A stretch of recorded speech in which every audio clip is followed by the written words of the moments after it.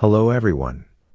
Today, we'll quickly show you how to clear DNS cache in Chrome, host cache, on Windows 10, 11.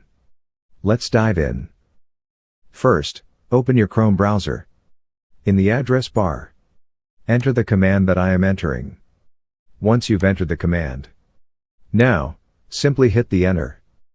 And then you'll see two key sections here. DNS Lookup and Host Resolver Cache.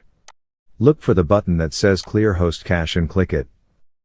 Next, on the left side of the screen, select Sockets. Here, you'll find another option to flush the socket pools.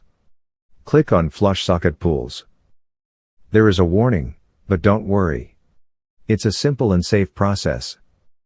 Finally, close your browser and restart it. That's it. Your DNS cache is now cleared, and Chrome is good to go. And that's it. If you found this video helpful, give it a thumbs up and subscribe to our channel for more tech tips.